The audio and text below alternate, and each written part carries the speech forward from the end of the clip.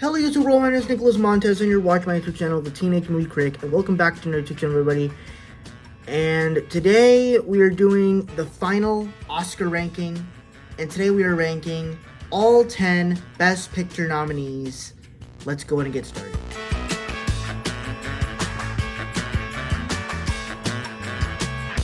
So for me, Zone of Interest, kind of boring, some unique stuff added, but nothing really remarkable or to go back to.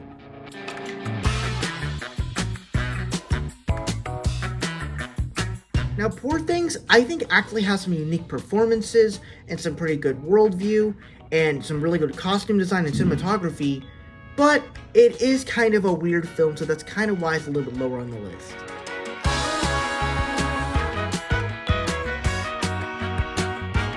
Anatomy of a Fall, pretty good film with court cases and stuff, but at the same time, it's not the most enjoyable film. I'm not going back to this movie anytime soon.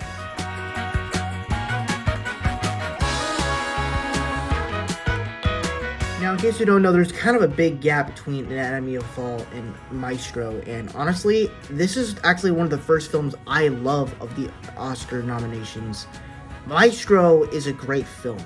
Of course, you got two great performances from Bradley Cooper and Carey Mulligan, but Bradley Cooper's direction in the film somehow finds a way to do film where black and white represents the worst of times, and color represents... black and white represents the good of times, and color represents the worst of times. And I really like the way he did that, but also it is kind of emotional. And so the fact that Bradley Cooper was able to make another emotional and satisfying movie, I thought was absolutely great. So, I loved Maestro.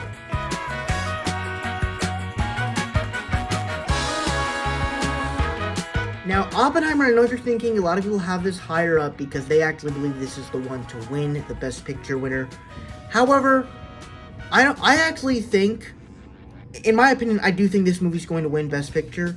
I mean, it's, of all the movies, it's getting the most nominations, it's getting the most praise, so I believe it's going to be the winner. Obviously, I love Christopher Nolan's direction in the film. I loved all the shots and everything that he did with it, and I loved the way that he was able to make a biopic that was somewhat different, especially with bombing and black and white and Senate hearings, make it all interesting. The reason why it's number 6 is because I just enjoy 5 more other movies. So, that's the reason why it's at number 6. But still a great film.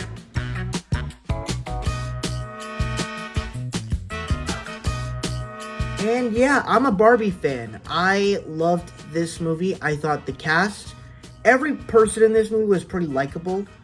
The set design was fantastic, and I really hope this movie wins some Oscars.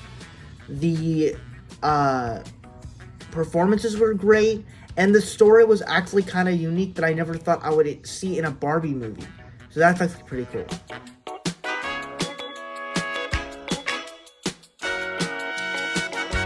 Now this one I actually thought was pretty interesting because I thought it was a pretty good comedy, but at the same time it also works as this really cool family drama.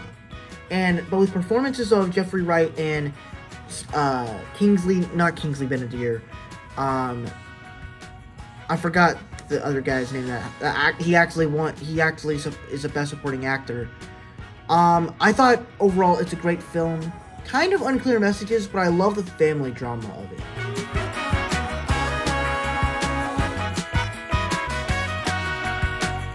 The Holdovers is honestly such a great film because, first off, the way that they used the cameras in this movie feels like a timeless film, but also the story is pretty good.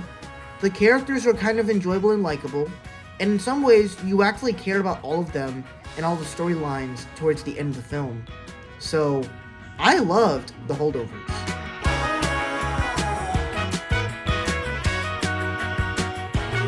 Now, Past Lives is such a gorgeous movie, as it's about this relationship between two people, as they basically were childhood friends, but then one of them immigrated to New York.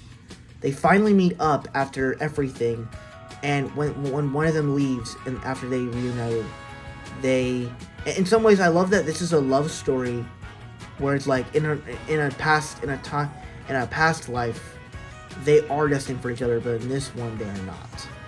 And that's kind of depressing, but and that's kind of sad. And so I thought it was a beautiful movie.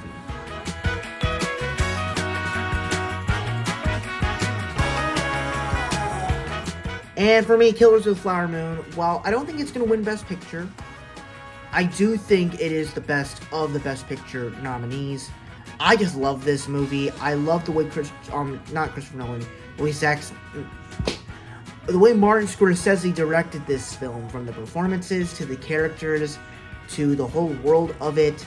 It is just a gorgeous movie, and I just love that as the film progresses, it keeps getting better and better, and you're more invested into the world. So I love Killers of the Flower Moon. It is a great film, and that's why it's my favorite of the nominees of the Best Picture Picture nominees, though I don't think it's going to win Best Picture.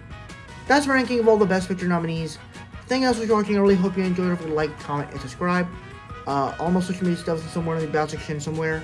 And I'll see you guys in the next video. Bye-bye.